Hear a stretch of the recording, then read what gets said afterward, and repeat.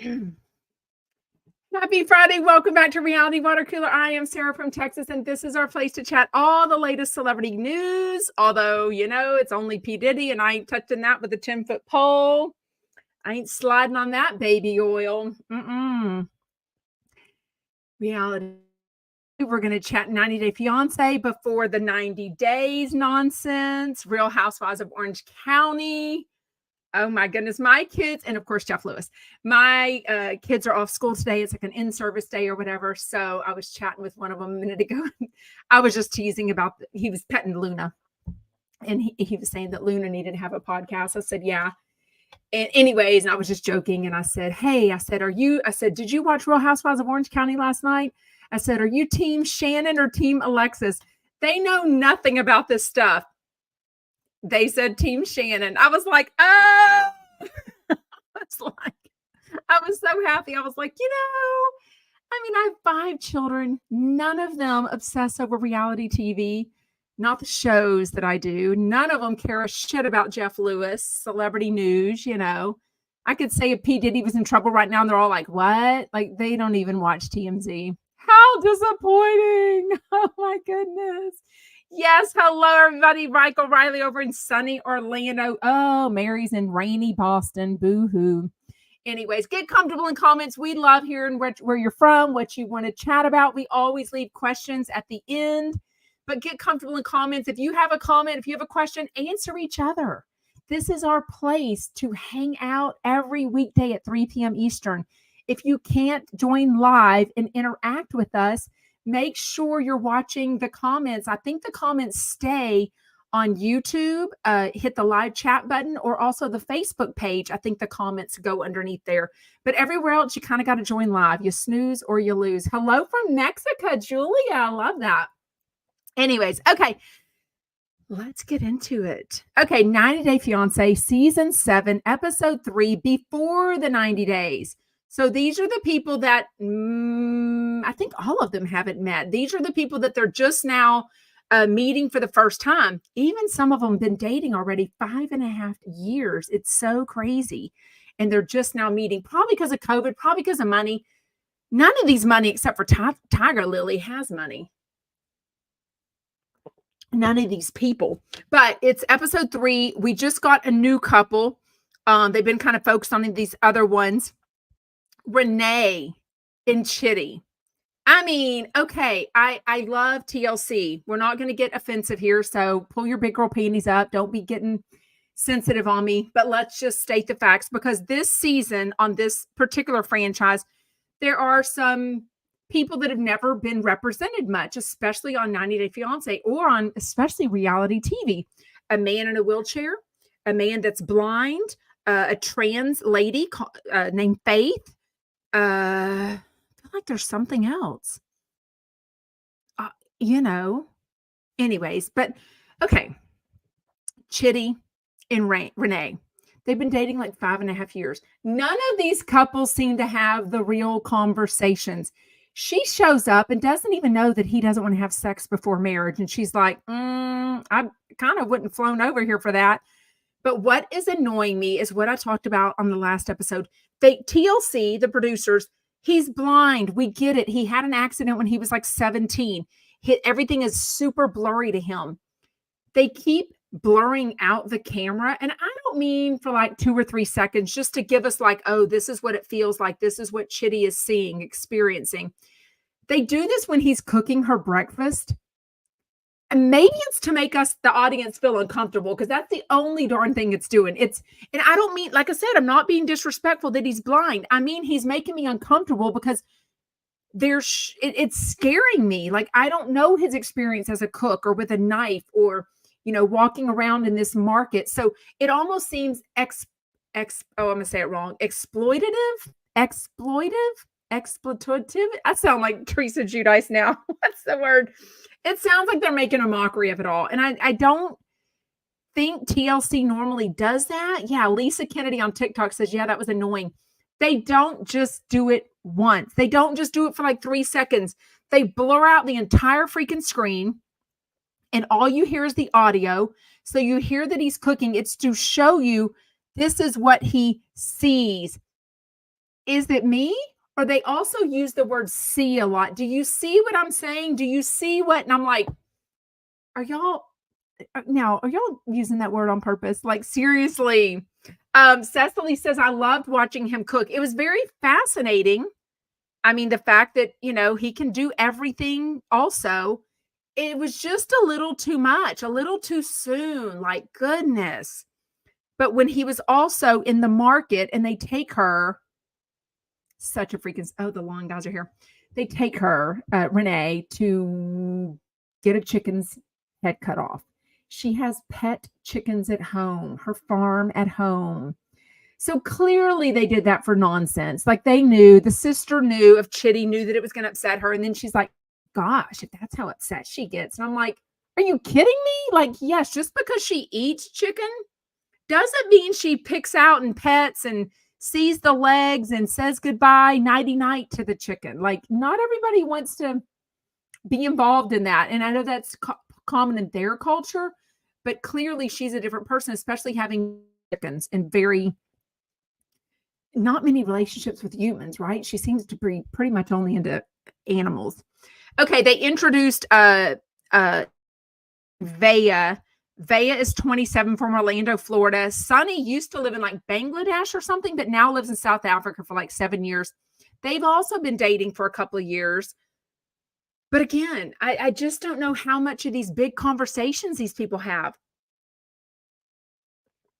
He isn't even aware that when she comes to visit him next week, who do you think she's bringing? Her freaking ex-boyfriend that he's super jealous of. Like, he's a super jealous person. He follows her on social media, like Life 360 or Find My Phone, Friends, whatever. And they already have a jealousy issue. And now, to a Muslim man, she is going to show up with her ex-boyfriend with her. If we've learned nothing from 90 Day Fiance, me personally, as a Baptist girl in Texas, it has opened my eyes to a lot of the customs, the traditions, things that are very built into their culture, like deeply into their culture in the Mormon. I'm saying, obviously, Mormon is on everyone's brain with all these TV shows and Real Housewives of Salt Lake City. Muslim world, okay, the Muslim community, and another couple, Tiger Lily and Adnan. Anyways, they haven't shown a lot of that one yet, a lot. Lauren and Faith. Lauren is the poor guy from Las Vegas. I hate to say that, but he's a cutie, but he's into a lot of people and wants to have an open relationship, but hasn't quite told. Faith, who is a lady boy in the Philippines. That means she is a trans. So since 15 years old, she has been living as a boy, but she hasn't had anything done. No surgeries, no hormones, none of that. He shows up with a weird 40-question girlfriend test. I'm like, what? Did I say she lives as a man? No, she lives as a female since she was 15 years old. I just remembered. I think I said that wrong. Anyways, super awkward. It's her first experience, her first date. And I think Lauren has a lot of experience. I think he's kind of like a man whore. You know what I mean? But he's poor. So they do show at the end of it something like he's got $37. And she's like, you only have $37 US for the whole rest of the trip. So I think he's realizing, oh, dang, I got myself the poor American. I did not get a good one. I got the poor American. Oh, my goodness. Are y'all watching this? I know you are. If not, you got to start. It's only episode 3, so you can get started. The thing about 90 Day Fiance, a new season, most of them start fresh. You know what I mean? Some of the other ones, they bring in people that have been, but they do such a good job of rewinding and like showing you all the highlights. I usually fast forward through all of that. So now we see that Tiger Lily, who's 41 from Texas, and Adnan, 22, did get married. He was a virgin. They practically showed us the rose petals on the white bedding, how they were like, oh, my Instagram comments were not going up. I'm so sorry.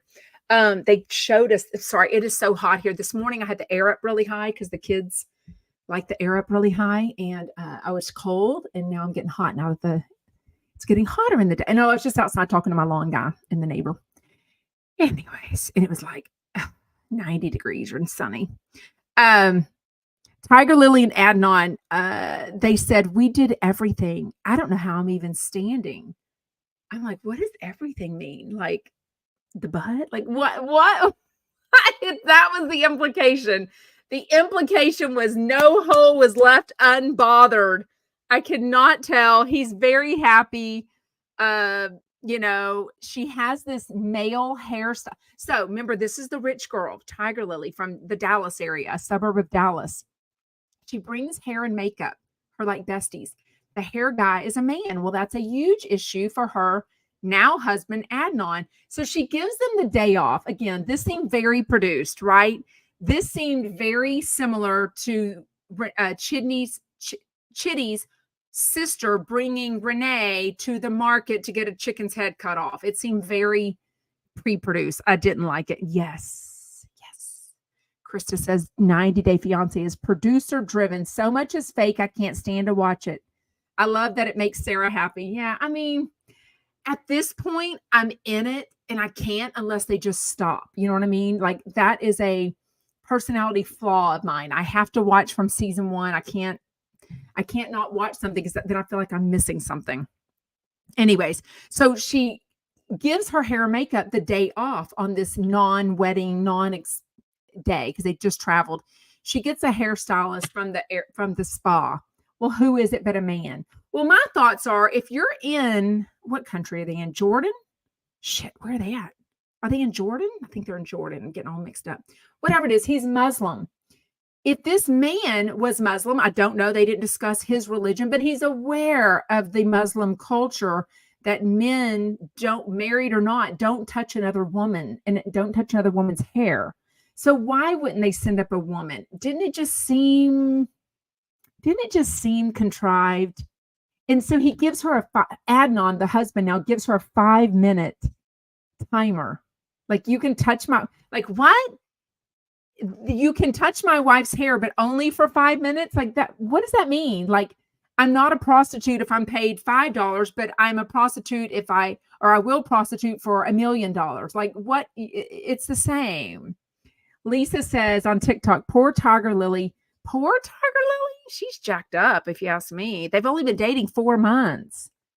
Poor Tiger Lily married a young and controlling boy.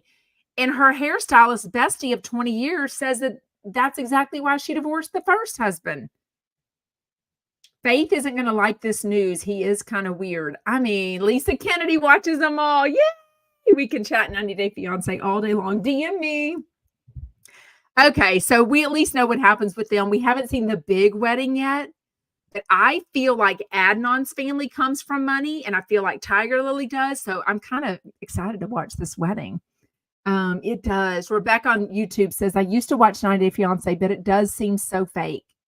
And I think what I liked about 90 Day what I liked about TLC, they kept the cameras rolling. They kept working. They were the Jeff Lewis of SiriusXM.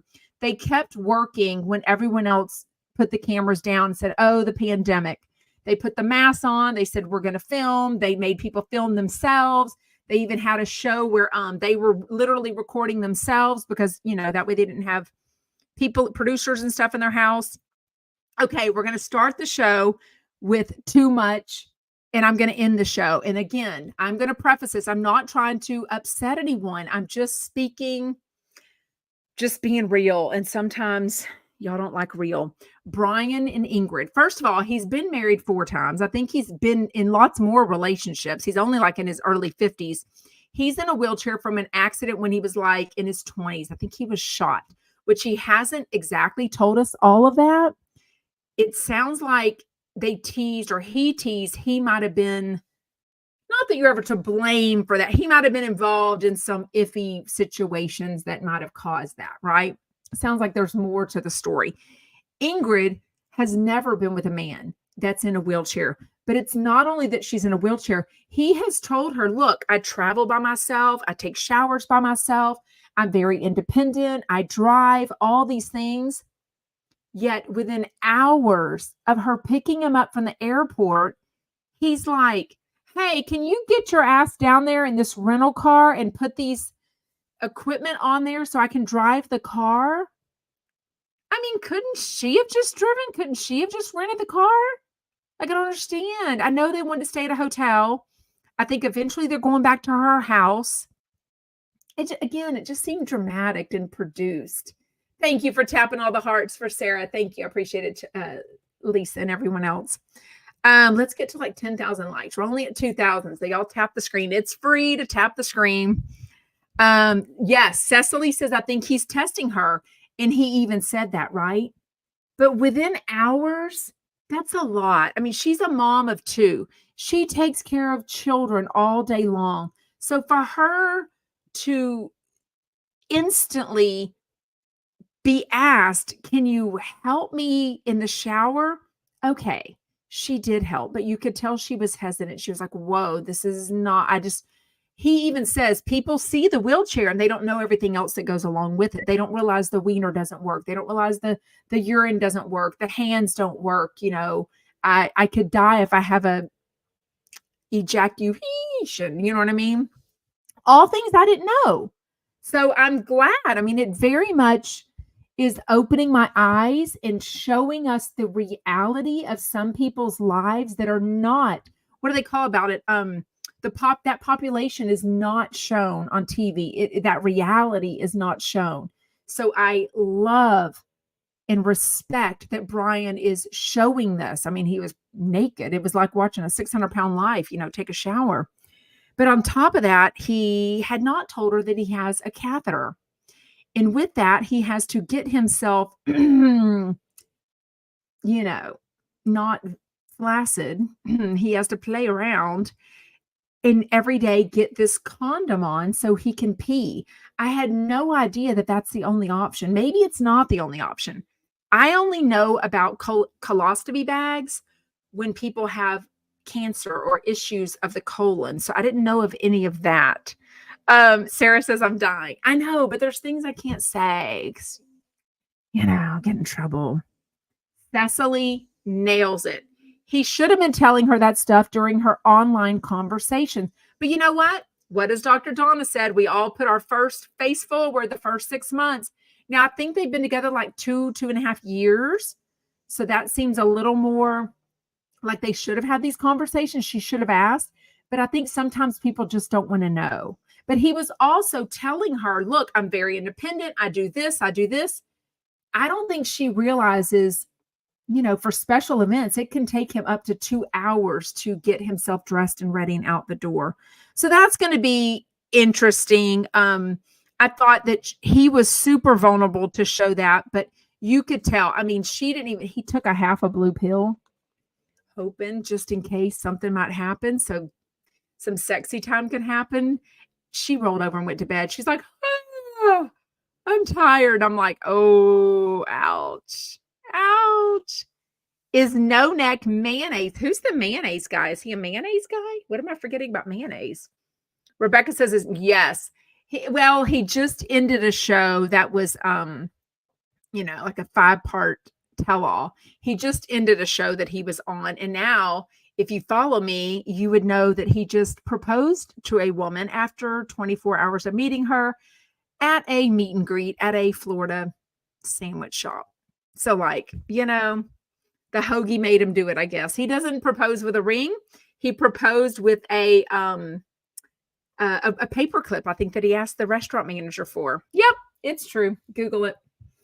You think they'll get married? I mean, I'm assuming she lives in Florida. He lives in Arkansas. Like, he's a realtor now, right? Like, what? Oh, Cecily says, I'm sure he has a colostomy bag too. So yeah, I guess day 1, hours after picking up from the airport, he didn't want to get into the poop of it all, but he was okay with the shower and it was a bit much. Like I said, I'm being respectful, but it was a bit much. And I understood. Hey, Sharon in South Africa, I understood of like, excuse me, I had a peanut butter and banana and with some chocolate. Now I'm hiccuping. It was a lot. It was a lot. She's younger than him also. So I think she was just like, I just don't think she's ever experienced that. Sadly, I just don't think she had experience with a man in a wheelchair and what else it entailed. Okay, let's chat. We're doing good on time. Let's chat Real Housewives of Orange County, season 18, episode 11. Wow. Alexis is dramatic for no reason. Like, it was so annoying. I was so glad that Emily, who I think her testosterone pill kicked in and she was a real bee yesterday, months ago, at least on episode 11. But she did explain that. And she was like, look, we filmed for hours. We'll talk about Jeff Lewis in a minute. She said, we filmed for hours. And so she kept going in and out. Oh, I can't talk about it. This is so dramatic. I'm so upset. She goes, I was so over her. So of course they showed it in that, 7-minute whatever that she was freaking annoying, which is, we all thought like she's got 3 kids. We know that one of her kids, I think, has transitioned. Thank you for who's that, Darlene? Thank you for the gift. She's not said specifics about her 3 children, but she's been very clear that all 3 of her kids are going through their own journey and kind of getting through life and stuff. And she wants to be there for them. So, we thought it was something about that. I mean, what else would upset you so much was your kids? No, it was the freaking lawsuit of it all, which Emily, the attorney, explained to us today. It wasn't even a lawsuit at the time. It was a piece of paper. It was a request, basically. You know what I mean? Sarah says, I can't decide if Alexis or Tamara is more thirsty and fake. Wow, that one's a toss-up. The fact that Alexis was off the TV for so many, Tamara had her moment off too. I don't know. They're perfect for each other. No wonder they're friends. Okay. They showed the Dos Amigas. So Vicky and Shannon Doug, right? So, Dawn is Darlene is in Conroe. I love that. Thank you. We saw a bunch of us got together, which we'll chat about Zach Noe Towers too. We got together and went and saw, I think it was in March, the first Shannon and Vicky show in Houston with Doug. That was the first one before or after Tamara had left them. So we went and saw that. It was really fun. Had the meet and greet, met Doug. It was so fun. I think the kinks got worked out. I think they did, they had a few kinks with like, the graphics up there were kind of like the lights weren't turned down enough. So you really couldn't see the pictures as well. I mean, the little dancing, it was a little cheesy, but it was cute. I thought the price was within range. It wasn't terrible. So they kind of show that, but just thinking about the merch that they had on, like walking around. Oh God. It reminds me of some girl that was a real hag to me and tried to lie about me the next day on her Patreon after BravoCon. She had a t-shirt with her own podcast on it. And I'm like, oh, I wish I would have noticed that because that's the only way I would have known who the hell you were because you're a big fat nothing sandwich dogging me. Okay, sorry. I got dramatic. Okay, but anyways, Vicky and Shannon wearing this Vicky and Shannon like hoodie or sweatshirt walking into the hotel was kind of, I don't know. Thought they could have not done that. They talk about John and Alexis, and they keep bringing up the word extortion, which it is. I mean, extortion, whatever you want to call it. He's basically saying, I've got these videos. If you don't pay me, I'm going to do it.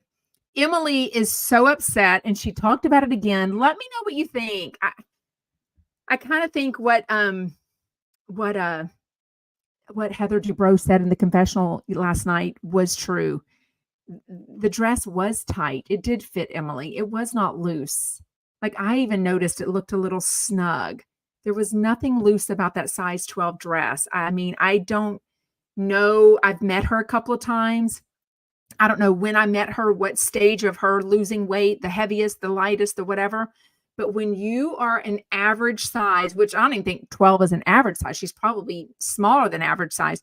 But when you're a size 12, tall, broad, surrounded by size 0, 00, 2, 4s, all your insecurities are going to come out, which makes sense.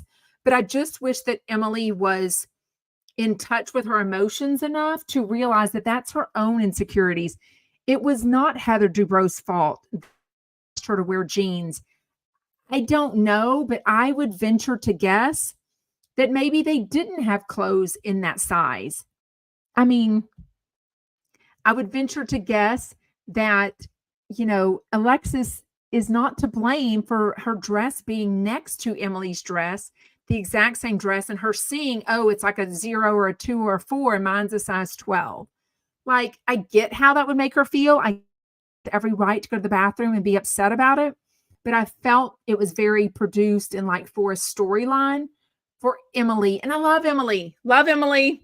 Y'all know Joan from Seattle. I don't know if it was in a nice way or in a catty way, but she called into Jeff Lewis Live today and said her dream is to stay at Doug Buden's Airbnb and to invite Sarah from Texas and Emily. And I was like, wait, what? What?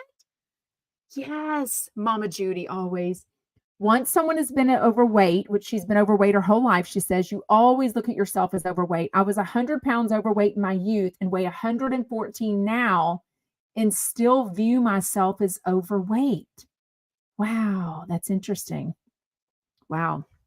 I think we do judge each other by weight, right? We think their life is more together. They have more money. There's just a lot to be judged about somebody's weight. Let's be honest with each other. That's why people are so obsessed over it, and how much you weigh, how much the other one weighs. How did they lose weight? Did they cheat with using Ozempic? Did they work out? Did they get bypass surgery? I mean, there's so much to go on there. Right. Oh, wait. Tracy says, well, wait now. I don't agree with your feelings about Heather. Heather should be more caring. So tell me, Tracy, honest question, because this is our place to chat respectfully. Also, the Sarah from Texas Facebook group is a place to chat respectfully. But honestly, I feel like Emily came at her so aggressively. What could Heather have said or done? Because I feel like at some points, Heather wasn't even allowed to speak, that Emily just kept interrupting her. You know what I mean? Wait, what? Sarah says, it's like a phantom limb. I lost half my body weight. Oh, I lost half my body weight and developed anorexia and still see myself as obese. Thank you for being so vulnerable, y'all. Yes, all of these things. I've always told y'all I have the opposite problem. I'm about a size 12 right now. I've been a 10, I've been a 6, I've been an 8, all after having 5 children. Before children, I was like always a 6, 5'7". I feel like I'm smaller than I really am. So when I pick up my big ass granny panties and I'm like, oh dear God, I would never fit in those. And then I pull them on and some days they're snug. I'm like, cause I've been eating lots of, McDonald's hash browns and stuff. And I'm like, oh shit. So I honestly have the opposite problem. Now I'm well aware when I see a picture of myself, I'm like, oh, I've been smaller. I've been bigger. But when I'm actually going to try something on, if I look at a pair of jeans, I think they're going to fit. And then I go and they are absolutely 2 sizes too small. So Tracy says, when Heather says, I'm sorry you feel that way, it's a slap in the face. Let's talk about that. Because I'll be honest, and I just did this 11-part series of who the F was I friends with. That is one of the things, and I'm not going to go in this too deep, but Jeff brought it up multiple times that he hates when people say, I'm sorry that you feel that way. I'm sorry. What I was saying to my former co-host was, I understand, but please tell me exactly what I said or did on the 2 lives that you were so upset with me about. And she just kept saying, you just go watch for yourself. And I'm like, I didn't have time because I was traveling. And then she deleted her Instagram, so I couldn't watch them. But I said, I think I did tell her something similar to that. I could look at the text message. But I think I was saying, I'm really sorry that I made you feel that way. Is that different? Because Jeff clearly had a problem with Heather Dubrow and anyone saying to him, I'm sorry you feel that way. But I think if I said, I'm sorry I made you feel that way, I was respecting that someone was saying I was responsible for making them feel that way. I just wanted the facts, the actions. What did I do? Did I raise my hand at them? Did I just what did I physically say or do? Because I'm a facts girl and I like to know, you know what I mean? So, that's a good one. Michael Riley says he tells people, I say, I hear you. But how does that conversation get, figured out? Like just saying, I hear you. Well, how do you go forward with that? You know what I mean? Wow, y'all, we need to do a podcast on this, on eating disorders. Sarah, I had an eating disorder 25 years ago and will always struggle with body dysmorphia. Yeah. Okay, we can go down a whole rabbit hole of that. I'm curious because obviously I'm a female and have daughters and I live in this world of everything, but I'm curious if counseling ever helps with that, or because I can't imagine living with those feelings about myself for my whole life. You know what I mean? Okay, let's keep going. Um, Jennifer, Jen Pedranti showing her 17-year-old son Dawson and their very emotional talk. I guess he ends up moving in with his dad, which I guess makes sense because he's being a little more lenient with the rules and all this stuff. But yes, boys, I have a friend whose son went to an eating disorder facility. So I know Generation says boys have eating disorders too. It's like 3 to 10%. It's much smaller, but boys do. Anyways, that was heartbreaking. It was I think it needed to be shown because I think a lot of them have teenage kids, and for them to not kind of talk about that, if they don't want their kids on at all, fine. But clearly she is showing her kids. I also liked later when they were talking about that at Jen's backyard, that Heather Dubrow, Fancy Pants, said, hey, yeah, our daughter was coming in at 3 a.m. And, we were like, that's unacceptable. Like nothing good happens at 3 a.m. And I don't care if you're driving, someone else is driving. It's not good. And it's unacceptable. I liked that they shared kind of real struggles. You know what I mean? I feel like, and this is why I keep saying I need to do a podcast about advice. I feel like there's so many private issues in lives that we need an anonymous advice line. We need to tell someone our issues and just not know is it us? Is it a neighbor? Is it a parent problem? Is it a kid problem? Is it a husband problem? And be very honest with you. So I really like that. Tracy's, yes, my counselor said you should repeat what the person said and then say, I hear you saying, even maybe if you don't disagree. That is good. Good advice. Good advice. AUS Fly Girl says, I had a male cashier at the grocery store once who I didn't know tell me he was anorexic and what he was going through, and I listened.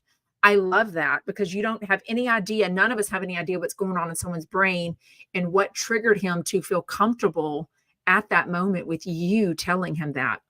I kind of have that,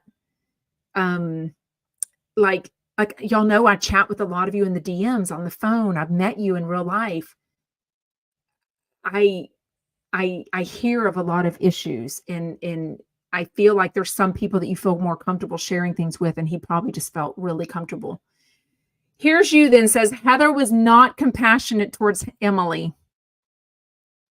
I'll have to respectfully disagree. I do think that Emily was maybe self-producing a bit much. Now I'll chat about it at our meet and greet at Doug's Airbnb. I kid. Shout out Emily and Shane. But I do think she was being a little over dramatic, and it's her own issue that she was dealing with. So that's what I'm going to say about that.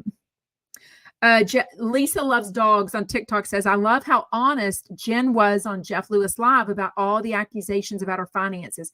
I said last week or a week or two when she was on, she very much cleared up a lot of those issues. It made me like her whole lot more too, for sure. Okay, the Jenga game. Am I the only one that thought it was gross? Like, this is Real Housewives of OC. This looked like more like a New Jersey game. This was or Miami. It was so gross.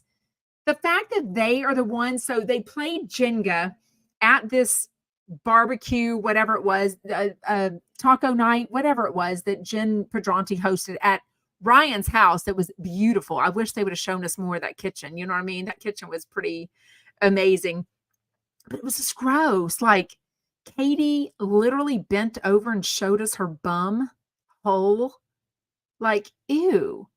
That's not attractive on anyone, but especially if you've been sitting there filming for hours and maybe you got a little sweaty downstairs. Like, nobody wants their bum hole in your face. Gross. Thank you, Lori. Nobody's chatting about this, or maybe I didn't even go to bed early last night, but I didn't see anyone chatting about this. I wish, maybe I need a Patreon. I wish there was a place I could chat without getting in trouble and say things like, this was gross. Like, they were so classless and gross. The fact that this wasn't a game that had these sayings on there already they wrote these questions or they wrote these dares or truths was just gross. And I'm sure it was producer led, but it was just the fact that I would have been like, no, thank you. I'm not doing it. Like if I got to take a shot of alcohol, whatever. They dared Tamara to pee in the yard. So she pops a squat, I guess pulled her dress over if she even had drawers on. I do not know. Doesn't pee in the grass or the fake grass, whatever Ryan has. Peed on the concrete. They had to like get water. Like, ew. Thank you. Mama Judy says it was very unladylike. It was just gross. I don't even think Tamara drinks very much. So Tiffany Chump says it's the alcohol. I didn't even feel like any of them. I love it. Yeah. Did you wear the bangle? Awesome. Love it. Okay. Sorry. Lots going on here, right? And like I said, school is off for today. Ooh, Libby, you shut off Real Housewives? Shannon says it was unsanitary. Yeah, Lisa, on the concrete. It was just gross seeing that, like, ew. They even said my dogs don't pee on the concrete. Like, ew. Scorp 415 on TikTok says Tamara's not housebroken. Amen. I'm good. Are you? I love that name. Says shows Tamara's class or lack thereof. I should do a Patreon. I'm good. Are you? Says. Remember, I did that Instagram live subscription. Maybe I'll do that again. I don't understand Patreon. Let me know if I should do Patreon or Instagram live or subscription, whatever it's called.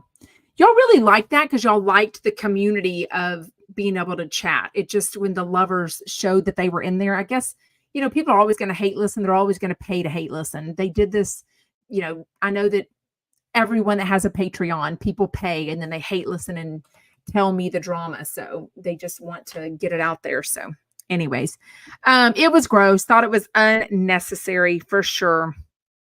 Heather, what did I write down? Dresses. Oh, yes, that Heather was right that the size 12 dress was too tight, not big. She's just being honest. Now, don't get me wrong. Whatever. People are like, don't talk about women's bodies. Okay, but we do. Let's be honest. Heather Dubrow was on Housewives. Watch What Happens Live. She is very thin. She is thinner than she usually is. Now, she's been this thin for a couple of years, but years ago she was, I guess we all go in and out, but it makes me worry because I feel like at these ages, the amount of children these people have had, hormones, life, whatever, I think it's unnaturally thin. And obviously the eyes and everything are on them of little girls, teenagers, 30-year-old moms, 40-year-old moms, 60-year-old moms. Michael Riley says way too thin. And I'm not going to say too thin, not too thin. But I wonder if it's harmful for them and for others comparing themselves. Anywho's. Because, think about like Marilyn Monroe, like totally showing my age here. She was a size 12. Now, I think sizing was different back then too. It was smaller. So a 12 was probably like an 8-10. Okay. So that was very different too. But also they would say that she was obese. Megan Weaver says she was like a size 10 and she was considered like an overweight model as a size 10. And she is tall. She's like, gosh, when I meet her, she sometimes has a little kitten heel on. She's maybe like 5'11" with a small heel. She's at least 5'10", 5'11" on her own, I believe. Auntie says, I'm underweight because of health issues. Yeah, but that's not what these women are. Like, they don't all have a health issue. And they're not having such a severe health issue that they're able to go and film like a 6-hour, dinner all the time. You know what I mean? Like, I'm not even going to make excuses for that. Okay. I do think Emily's testosterone pill shot, whatever, was part of her anger with Alexis and Heather. I thought it was a little bit over, whatever, but I would have been annoyed with Alexis too. I thought it was super dramatic for no reason. To find out now on Jeff Lewis Live that it wasn't even a lawsuit at the time. It was only a legal request, like a letter, like saying, please pay your money back. Well, if you didn't have a contract, why didn't you have a contract? I know you were dating And you probably never thought it would be this bad, but you know what I mean? It is. Watch What Happens Live was Heather Dubrow and some guy named Dan. Thought it was super lame. So many polls, so many games. Thought the games were stupid. I thought the polls are overrated. I'm so sick of the polls. Like, they're so obvious. Like, are you team? Or team? And I'm like, it'll be like 96% to 4%. I'm like, so dumb. Wait, there's birthdays coming up? Celebrate. Let me do a cameo for y'all. I'm still on Cameo as Jeff Lewis Obsessed because I don't know how to change it. Anyways, all that went downhill whenever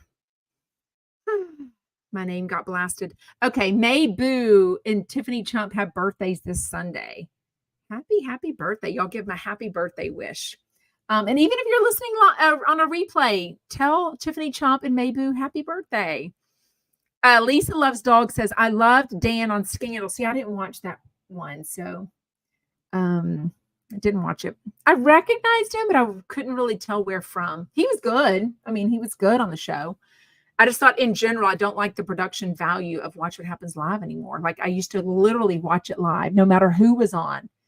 And now I'm like, if I'm interested in the person. Now, I do pick and choose what I spend my time watching. Okay, so let's chat about today's show. It was Emily Simpson and Doug Buden. Emily's husband, Shane, was not there.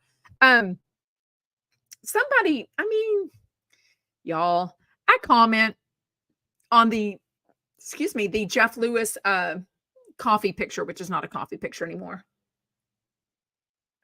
Anyways, and I usually move on about my day. I usually don't have time to go back and read the comments. I just don't have time. Don't make time.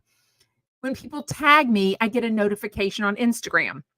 So I did today, and I went back, and it was a bunch of nonsense. Somebody being, ridiculous, not even going to give them any credit, and rude to put it there. But because of that, I went back to read that and saw a comment that somebody said about that they were happy that Shane wasn't on, and they called him like a short man or something. And I'm like, wait, why are we coming at someone? I mean, he can't control that. Like, I like Shane. I think he's funny. Yes. Annie says Shane's the best housewife husband. He's funny. Yeah, I think he's great. I mean, I love it. Y'all are all saying happy birthday. I'll have an espresso martini. Oh my God, I love that. I love that so many chumpettes have made friends, either online, in person. I love that. Wait, what? Lisa says, did I hear they were splitting up? I don't think so, but she didn't. Wait, Emily and Shane? Don't tell me that. I know she did say something about if I were to divorce Shane, I would hope he would have a prenup because I think he comes from money. And basically they've got 3 kids together. So she doesn't want, his money taken by somebody else. You know what I mean? Anyways, no, not Jeff's Shane. That Shane Simpson wasn't on with Emily because he's been on a couple of times with her. Anyways, okay, we've already chatted about that with OC, but Emily again starts off Jeff Lewis Live. Jeff and Shane, or I don't know if Shane had. Jeff had not yet watched Real Housewives of OC because they were so busy having fun, having dinner, hanging out at the and flirting at Cook and Kibitz. So I love that. I often don't watch Cook and Kibitz. So for a long time on Thursday nights, right in the middle of it, was my body pump class. Now I've been so sick and traveling and COVID and shingles and everything, haven't been. But I also kind of quit watching, sadly, because every time I would get on, I would be like, answering questions or saying hi, or somebody would say, hi, Sarah from Texas. Or if somebody asked for the Sultry website, if somebody asked for what, I would just answer, just answer things and chat. That's the whole point of Cook and Kibitz Instagram Live. And people would always bring negativity in there. And I'm just, I've talked to Doug about this and I've told him, look, I watch your Cook and Kibitz on the replay because I don't like bringing live the nonsense. And he's like, well, that makes me sad. I'm like, well, but it is what it is. Also, at least one person that has blocked me when she has come up on his Instagram Live, I get taken down because once someone's blocked you, you can't watch any of their whatever. So it instantly goes to black. And I'm like, oh. Anyways, but it sounded like fun. I will watch the whole thing and as soon as I get time. But this chef that they were flirting with, I don't know, it kind of sounds like they made him uncomfortable, right? Did anybody watch? I know a lot of y'all watch. It's every Thursday, 5 p.m. Pacific on Doug Buden's Instagram Live. It's so good. Joan in Seattle, are you here? Who is Joan? Like, I talked to a lot of people. Maybe their Instagram isn't Joan or another name. I'm like, who is Joan?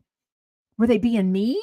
Did she really want me to, like, what was she trying to just get a reaction from Jeff or Emily or Shane or Doug? I don't know, but someone named Joan Joan in Seattle calls in and says that her dream would be to stay in Doug Buden's Airbnb that he's going to fix up as soon as his roommate comes out, moves out. And then she says, my dream would be to invite Sarah from Texas and Emily. And I'm like, wait, what? So there was no response. I don't even know if Doug or Shane or Emily or Jeff even understood what she said with Sarah from Texas. I have no idea.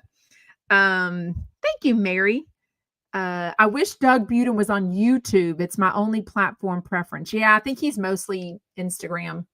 You know what I mean? That's the problem with being on. Everyone wants a different. That's why I kind of try to do it for any of y'all's.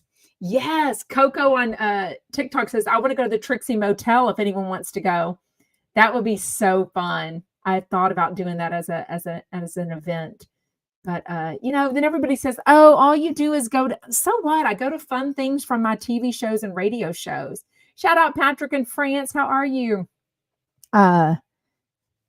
Wait, Mike O'Reilly says, I don't think that house is big enough for that gang. Wait, which house? Oh, that was nice. Anyways, okay, on Extended with Zach Noe Towers and Carrie Lewis. Now, again, I was delayed. I went to pay because I write a check to our lawn crew. Went to pay him, was chatting with him. My neighbor was outside. I was chatting with the neighbor for a long time. It was hot. I'm all sweaty.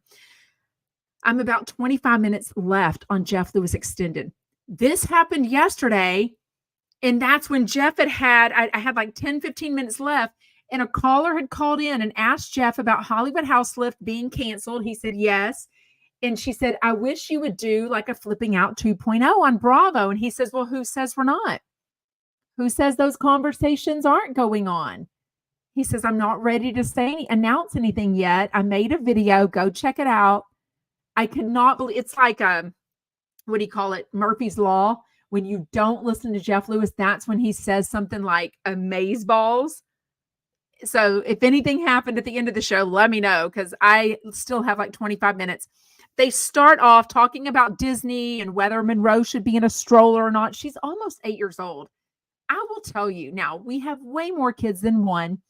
You do get tired there. So Monroe is not tall. Well, maybe she's tall. I don't know, but she's, how do you say this? He always says how petite she is. So I would think he might want like a jogging stroller, something that's super easy, like big fat wheels, a tall handle because he's tall, something easy, all to put your junk at the bottom, your food, your snacks, your water, hold your cup, hold your phone. I think 8 is probably the oldest that a kid should be in a stroller at Disneyland, but I think it's a good option. I really do. Maybe says I wouldn't want to push an 8-year-old, but she's little. She's petite. I mean, she's not, she's petite. So they move on from that. Basically, that will be content for days because not only are they doing Disneyland for Monroe's birthday, they're also doing the Halloween Universal Horror Nights, whatever, another date. So that will be a very different look than last year. Well, not even last year. So last year, by now, I think we already had the Fallings out. So let's think, when did he whatever it is, it's going to be very different this year. The look of the people is going to be very, like, even I saw in a commercial break, Brogan's not invited now and he usually is because they invited Oscar to come as kind of the Disneyland one. Nick James International says it bugs me how much he coddles her. I know 7, 8-year-olds that do way more than she does. Yeah, I don't know. I mean, she like puts her dishes away, he says, and stuff. I don't know. 8 stroller. So y'all have big opinions about if an 8-year-old needs to be in a stroller or not. Have you been to Disneyland? Now, my thoughts are I've never just taken one kid. The first time we took our kids to Disney World in Orlando, because we've never been to Disneyland, I was pregnant with the 4th kid. So we took about a 5.5 almost year old and about a 3-ish year old. And we had a double stroller for them, but I was also pregnant. We kept the toddler at home with my in-laws she was just sleeping all the time. No point in taking a 1-ish year old to Disney World, in my opinion. Lots of Pepper stories. Lots of Pepper stories. I've told y'all, I feel conflicted on this because as a mom, I wonder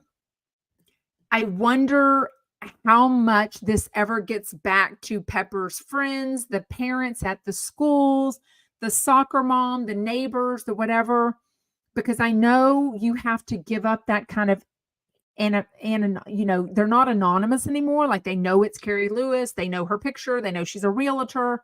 They know she's married to Todd. They know she has 2 daughters. Everyone loves the Pepper stories. Just sometimes they get interesting when they kind of joke and laugh that, in the middle of the night, they're woken up by an 8 or 7 or 8-year-old knocking on the front door because she's walked out the front door, or taking a bath in the middle of the night, talking to strangers. I mean, it gets a little bit, I don't know if they're funny. I mean, I don't think Zach Noe Towers understood fully. They said a little more about like she's almost 10. So think she's almost 10 years old. Lots of funny questions. She's very inquisitive. So she's apparently being guided on how to stay on topic with a conversation. So Jeff just says she has no fear and then she has no impulse control. So this is going to be an issue when she's like a teenager or older. So, I think the stories are cute and lighthearted. There's another end of me that wonders how much privacy and how much making fun. She says all of Quinn's friends are very sweet to her and such, but this is the 2nd or 3rd year in a row that they don't bring Pepper to Disneyland for Monroe's party. They just bring Quinn. So I think it's interesting, Stony Kill Official says, no, that's not true. Anna, wait, what? What are you talking about? Sarah is a mentor to a different little girl at her school, not Monroe. Wait, does someone think I live in California and I'm a mentor at Monroe's school? Seriously. Wait, what? What are y'all even saying? Who is Annie? I don't even see an Anna talking. Did she comment something and delete it? I have no idea. Okay, whatever's going on there. I live in Texas.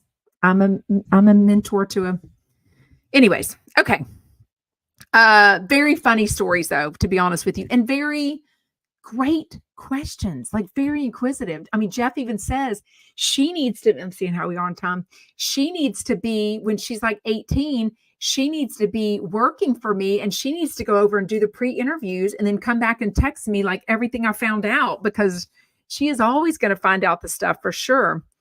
So Zach, this is the last thing, and then we'll open it up to questions. Zach mentioned, how thankful he is, how appreciative he is to Jeff Lewis for putting him on this platform, because he says, look, I'm aware that the people that go to my shows a lot of them are chumps now. They know me from you. Well, I think it was March. I don't know what month it was. Last September. Has it been almost a year? If anyone's on that went, do y'all remember what month it was? So in Houston, Zach Noe Towers was coming to Houston Improv, the same location that later we saw Shannon and Vicky and Doug Buden at. A group of us got together. Oh, Coca's asking, who is Pepper? Pepper is the daughter of Jeff Lewis's niece. She's also the daughter of Carrie Lewis, who was on today, and they talk a lot about Pepper all the time. People love Pepper stories, and I do too. There's just an inkling of like, how much should she say? Todd's daughter, yes. Anyways, yes, Jordy says Pepper seems like she'll need a lot of extra close monitoring, which was kind of what Jeff was saying, right? But it was so fun because Jeff has introduced us to, or me at least, to a lot of people I would have never known before. I never knew of Tinks, never knew Joey Zalzig, never knew Zach Noe Towers. Oh my gosh. I mean, so many people that I wouldn't have known, especially the comedians. So when they have come to other cities or to Houston and I want to go, it's so fun to get a group together and go to an event that maybe you wouldn't go to, because a lot of us don't have friends that know all these TV shows or the radio show, or they don't know all the Chump drama and the Chump, behind the scenes and who's this and what does this mean. So when we get together, it is so fun to be with other people that just know everything. You don't have to say, who this person, like, who is Shane? What does Shanae mean? What does Shanae mean? How is Shane doing on Cameo? We all know those things. So see, I went and saw Fortune Feimster. I flew out from Houston to Irvine just to see Fortune Feimster and hang out with other fans. It was so fun. Maybe says Fortune has been my favorite through Jeff. Who is your favorite co-host that Jeff Lewis has introduced you to? Or a lot of y'all tell me y'all DM Jeff Lewis and want your favorite person to come on his show. So I don't know. Let me know. I'm trying to think. But I just loved that he was saying, look, lots of chumps come to my shows because of this. This is what I told Doug Buren about the Vicky and Shannon. So I said, look, you've got a lot of people here that don't really care about Vicky and Shannon. They're here to watch you. I was like, so you need to be part of this meet and greet, because he was like in the back. I literally had to message him. I'm like, hey, are you available? Because there's some fans with me, but they want to meet you. But we did the meet and greet. And now you're gone. He absolutely walked back out and took pictures with everyone. So sweet of him.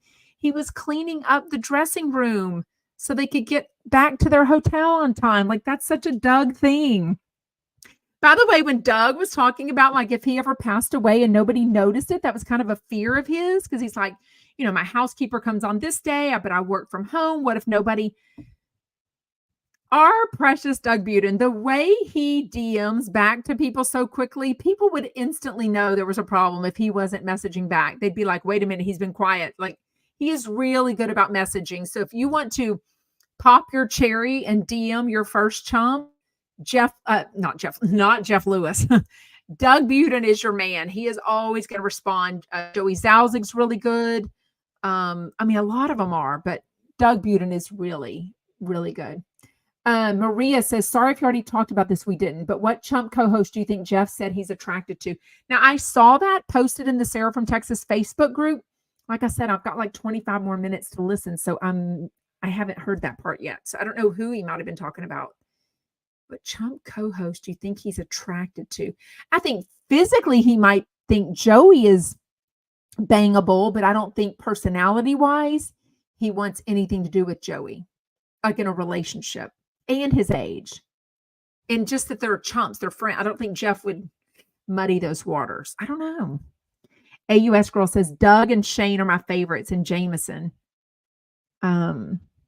Oh, wait, you moved? Oh, Coco says, I moved from Houston a year ago and I'm dying to come back. Yes, come back. Anyways, well, we have about 2 more minutes. So let me know if you have any open questions about anything. Let me know. Justin Martindale's another favorite. Oh, Jordy says, I found my favorite I found through Jeff Lewis Live is ironically Heather McDonald. But see, that's why we can all have opinions here, because there's a lot of people that are Heather McDonald fans and Jeff Lewis fans, or one or the other. So, yes, I did. And he talked about it being a small apartment, but it looks really nice. I think Jeff and them say that it's on it's a high rise of like a really nice building in LA with like security, a gym, all the amenities and stuff. Jordy says, did you see the clips of Joey's new home? It's a rented apartment. Yes. And he talked about the other day downsizing, which I appreciate, because he's like, look, I'm at a point in my life. It's all about location. I don't want a big house in the yard, plus he doesn't have the dogs anymore. So he doesn't need to like have a bathroom, backyard. I don't think so. Rebecca says, does Doug live with cats? Cause they'll start eating you when you're passed away.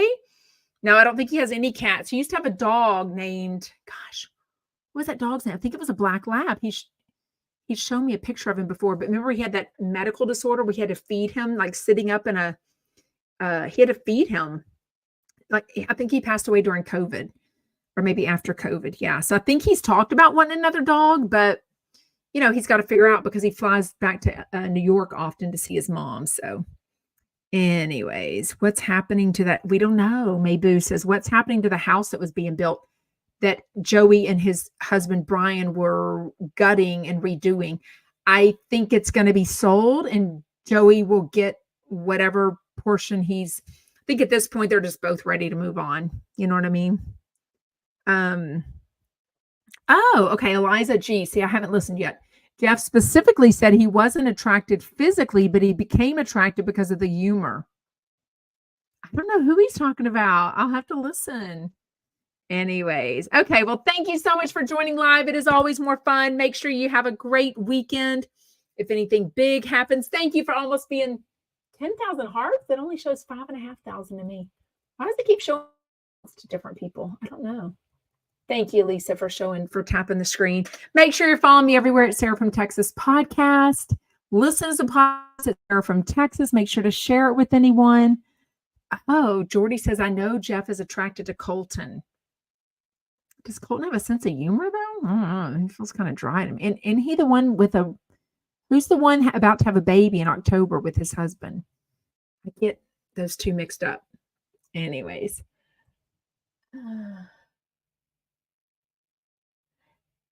Oh, TikTok is being weird. Okay. I have to drag this piece of puzzle over, which is so weird. It said, we have detected inactivity. I'm like, I'm talking. People are texting or commenting. What's going on? Anyways. Okay. Bye, Chumpads. Have an amazing weekend. Join the Sarah from Texas Facebook group if you want to really dig in, get married. Who dat says Colton is married. Get deeper with like threads and stuff. Okay. Bye, TikTok. Bye, Instagram. Bye, YouTube.